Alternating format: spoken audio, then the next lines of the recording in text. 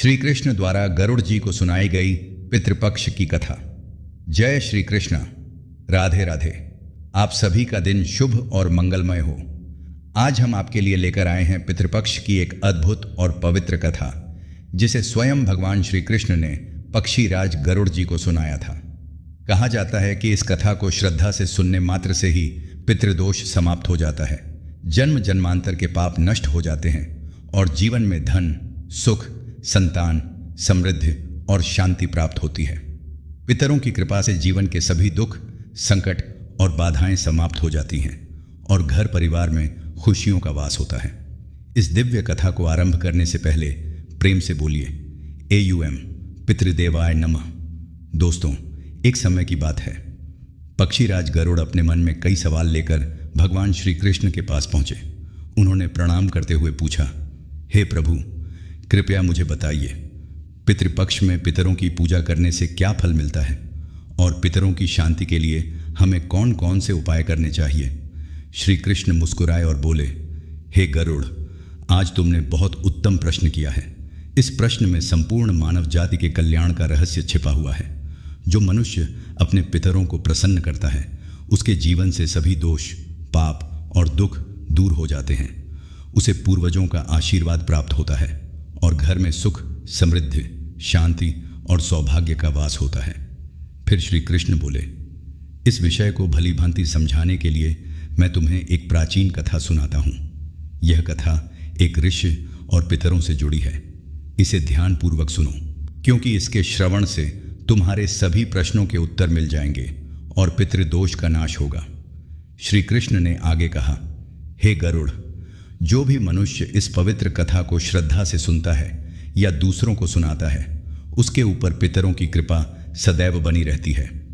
इस कथा के श्रवण मात्र से कोटि कोटि पाप नष्ट हो जाते हैं। जो लोग संतानहीन हैं, उन्हें संतान की प्राप्ति होती है। घर में धन, वैभव और सुख समृद्धि आती है। पितृपक्ष के दौरान इस कथा का श्रवण प्रत्येक मनुष्य के लिए अत्यंत शुभ माना गया है। भगवान श्री कृष्ण गरुड़ जी से कहते हैं, गरुड़, प्राचीन काल की बात है। रुचि नामक एक महान राजा थे। राजा रुचि ने संसार के माया मोह, भोग विलास और सुख सुविधाओं का त्याग कर दिया था। उन्होंने घर परिवार, वैभव और संपत्ति सब छोड़ दी थी और निर्भय होकर ब्रह्मचर्य का पालन करते हुए एक तपस्वी की तरह पृथ्वी पर विचरण करने लगे। वे केवल एक समय भोजन करते, वन वन भटकते रहते और ध्यान व तपस्या में लीन रहते थे। उनका यह वैराग्यपूर्ण जीवन देखकर उनके समस्त पितृगण अत्यंत चिंतित और दुखी हो गए। पितरों ने सोचा, यदि रुचि ने इसी तरह संसार से मुंह मोड़ लिया तो हमारा वंश समाप्त हो जाएगा। हमें स्वयं जाकर इसे समझाना होगा। एक दिन जब ऋषि रुचि ध्यान मग्न होकर तपस्या में लीन थे, तभी उनके 4 पितृदेव दिव्य रूप में उनके सामने प्रकट हुए। ऋषि रुचि ने जब अपनी आंखें खोली तो उन्हें देखकर वे आश्चर्यचकित हो गए।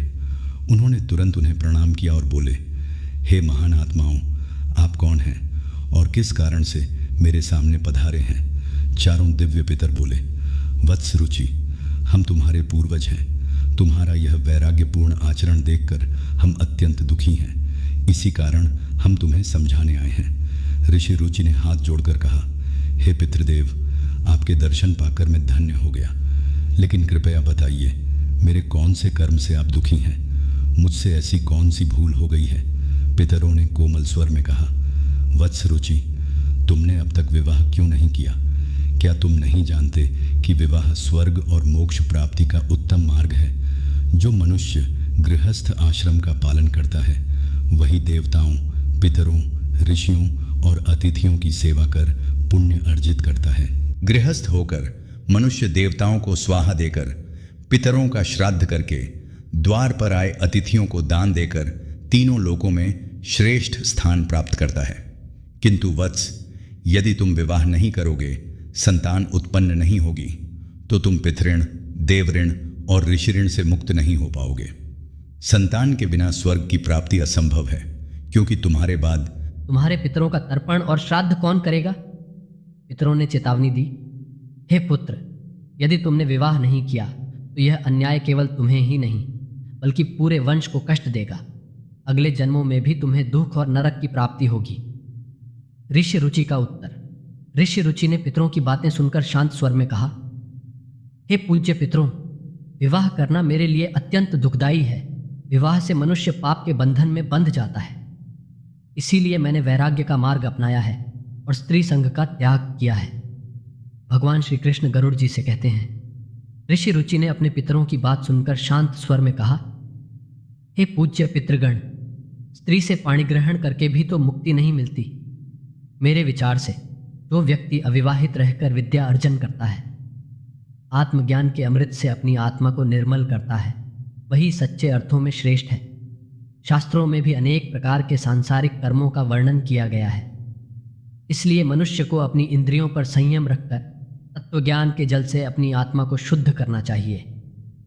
पितरों का उत्तर पितृगण रुचि की बात सुनकर कोमल स्वर में बोले, वत्स रुचि, तुम्हारा कहना सही है कि इंद्रियों पर संयम रखकर ज्ञान द्वारा आत्मा को निर्मल करना चाहिए, लेकिन ध्यान रखो, यह मार्ग अत्यंत कठिन है और हर किसी के लिए कल्याणकारी नहीं। शास्त्रों के अनुसार यज्ञ, तप और दान ये तीनों ही मोक्ष और पुण्य प्राप्ति के मुख्य साधन हैं। परंतु यदि मनुष्य इनसे दूर रहता है तो वह अपने पूर्वजों के ऋण से मुक्त नहीं हो पाता। जो पुण्य कर्म पूर्व जन्मों में संचित होते हैं वे भी धीरे धीरे सुख दुख का भोग करते हुए क्षीण हो जाते हैं। अतः पुत्र, केवल ज्ञान प्राप्ति ही पर्याप्त नहीं है, विवाह और संतानोत्पत्ति भी जीवन का एक आवश्यक कर्तव्य है। ऋषि रुचि का दूसरा प्रश्न। ऋषि रुचि ने फिर कहा, हे पितामह, वेदों में विद्या और माया दोनों का महत्व बताया गया है। विद्या आत्मा को शुद्ध करती है और माया संसार के मोह को बढ़ाती है। ऐसे में आप मुझे विवाह करने के लिए क्यों प्रेरित कर रहे हैं? विवाह करके तो मेरा जीवन और भी बंधनों में फंस जाएगा। पितरों ने रुचि को बड़े स्नेह से समझाया, वत्स, जो कुछ भी कर्म के द्वारा किया जाता है वह भी विद्या का ही रूप है। यह सत्य है कि आत्मज्ञान श्रेष्ठ है, किंतु शास्त्रों में स्पष्ट रूप से कहा गया है कि गृहस्थ आश्रम के बिना मोक्ष की प्राप्ति नहीं होती। शास्त्र पुरुष को विवाह करने का आदेश देते हैं। विवाह न करने वाला व्यक्ति मुक्ति से वंचित रह जाता है, क्योंकि संतान के बिना पितरों का श्राद्ध नहीं हो पाता और श्राद्ध के बिना पितृण चुकता नहीं होता। संतान के द्वारा किए गए श्राद्ध और तर्पण से ही पितरों को तृप्ति मिलती है और मनुष्य को मोक्ष प्राप्त होता है। इसलिए हे पुत्र, तुम्हें विधि विधान से विवाह करना चाहिए, अन्यथा तुम्हारे सभी पुण्य कर्म व्यर्थ हो जाएंगे और तुम्हारा वंश समाप्त हो जाएगा। यदि तुम्हारा वंश नष्ट हो गया तो हमारी आत्माएं भी असंतुष्ट और अशांत हो जाएंगी। केवल विवाह करके संतान उत्पन्न करने से ही तुम अपने पितरों को संतुष्ट कर सकोगे। ऋषि रुचि की व्यथा। भगवान श्री कृष्ण आगे कहते हैं, जब ऋषि रुचि ने पितरों के ये कठोर वचन सुने तो उनके मन में गहरी ग्लानि उत्पन्न हुई। उन्होंने पितरों से कहा, हे पितृगण, आप सभी सही कह रहे हैं, परंतु अब मैं बूढ़ा हो चुका हूँ। इस उम्र में कौन मुझे अपनी कन्या देगा? वृद्धावस्था में विवाह करना मेरे लिए अत्यंत कठिन है। पितरों की चेतावनी पितरों ने गंभीर स्वर में कहा, वत्स रुचि, यदि तुम हमारे वचनों का पालन नहीं करोगे तो न केवल हम पितरों का पतन होगा बल्कि तुम्हारी भी अधोगति निश्चित हो जाएगी। इतना कहकर पितृगण अदृश्य हो गए। भगवान श्री कृष्ण कहते हैं, हे गरुड़, पितरों के ऐसे वचन सुनकर ऋषि रुचि अत्यधिक व्याकुल हो उठे। उनका मन असमंजस में पड़ गया। वे सोचने लगे कि क्या अब विवाह करना उचित होगा या अपने वैराग्य पर अडिग रहना चाहिए। जब पितरों के वचन सुनने के बाद ऋषि रुचि ने विवाह करने का निश्चय किया तो वे अपने पितरों की मुक्ति के लिए एक उपयुक्त कन्या की खोज में पृथ्वी लोक पर भटकने लगे। लेकिन बहुत प्रयासों के बाद भी उन्हें कहीं कोई कन्या नहीं मिली। वे गहरे चिंतन में डूब गए। वे मन ही मन सोचने लगे, अब मैं क्या करूं? कहाँ जाऊं? कौन सी स्त्री मुझसे विवाह करेगी जिससे मैं अपने पितरों को मुक्ति दिला सकूं? काफी समय तक सोचने के बाद ऋषि रुचि ने ठान लिया कि वे जगत पिता ब्रह्मा की आराधना करेंगे। उन्होंने 100 वर्षों तक घोर तपस्या की। तपस्या पूर्ण होने पर ब्रह्मा जी उनके सामने प्रकट हुए और बोले, हे रुचि, मैं तुम्हारी तपस्या से प्रसन्न हूं। अपनी अभिलाषा बताओ, मैं उसे अवश्य पूर्ण करूंगा। ऋषि रुचि ने ब्रह्मदेव के चरणों में प्रणाम किया और कहा, हे परमपिता, मेरे पितरों ने मुझे संतान उत्पन्न करने का आदेश दिया है, किंतु इस समय मुझे विवाह योग्य कोई कन्या नहीं मिल रही। कृपया आप मुझे एक ऐसी कन्या प्रदान करें जिससे विवाह करके मैं संतान प्राप्त कर सकूं। ब्रह्मा जी मुस्कुराए और बोले, हे विप्र, तुम संसार की प्रजा बढ़ाने वाले बनोगे। तुम्हारे माध्यम से नई सृष्टि का विस्तार होगा। तुम्हारे पितरों ने जो कुछ कहा है वह पूर्णतः उचित है। इस अभिलाषा को अपने हृदय में धारण करो और पितरों की पूजा करो। वे प्रसन्न होकर तुम्हारी इच्छा पूर्ण करेंगे और तुम्हें उत्तम पत्नी की प्राप्ति होगी। ये कहकर ब्रह्मा जी अंतर्ध्यान हो गए। ब्रह्मा जी के वचन सुनकर ऋषि रुचि ने निश्चय किया कि वे पहले अपने पितरों को प्रसन्न करेंगे। वे एक पवित्र नदी के तट पर पहुंचे और एकांत में बैठकर पितरों का तर्पण किया। उसके बाद वे एकाग्रचित होकर भक्ति भाव से अपने पितरों की स्तुति करने लगे, जो आदि देवता के रूप में सदैव विद्यमान रहते हैं, जो यज्ञों के अवसर पर देवताओं द्वारा स्वधा मंत्र से तृप्त होते हैं। उन सभी पितृगणों को मेरा शत शत नमन। स्वर्ग में स्थित वे महान महर्षि पितर, जिन्हें भक्त श्रद्धा और भक्ति से तृप्त करते हैं, उन सभी पितरों को मेरा कोटि कोटि प्रणाम। अग्नि स्वरूप, सोम स्वरूप और स्वधा मंत्र से तृप्त होने वाले सभी पितृगण मेरी इस विनम्र प्रार्थना को स्वीकार करें और मुझे अपने आशीर्वाद से कृतार्थ करें। पूर्व दिशा के रक्षक पितर मेरी रक्षा करें। दक्षिण दिशा के पितर सदा मुझ पर कृपा बनाए रखें। भगवान श्री कृष्ण गरुड़ जी से कहते हैं, ऋषि रुचि की अंतिम स्तुति।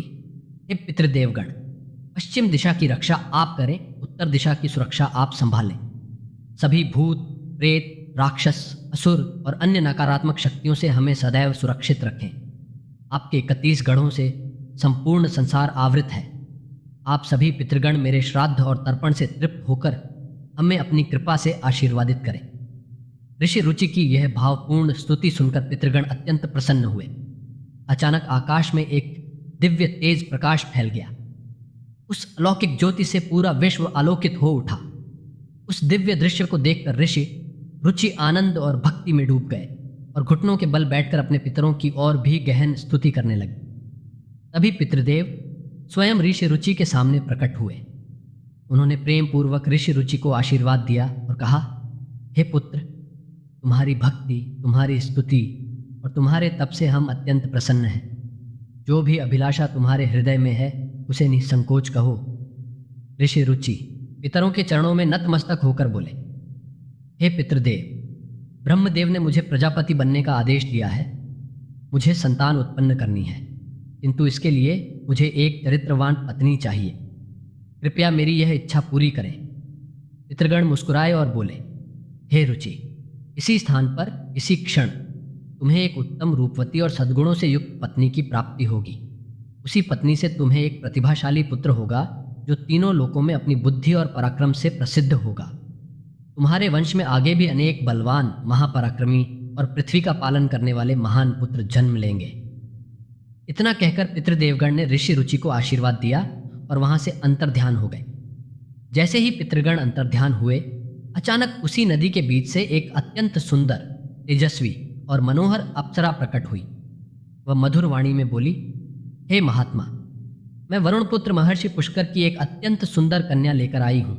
यह कन्या आपके लिए ही नियत है। मैं इसे आपकी पत्नी के रूप में आपको प्रदान करती हूँ। आप इसे स्वीकार करें। ऋषि रुचि ने उस कन्या से विधिपूर्वक विवाह किया। उस कन्या से ऋषि रुचि को एक बुद्धिमान, पराक्रमी और तेजस्वी पुत्र की प्राप्ति हुई, जिसका नाम रुचिक रखा गया।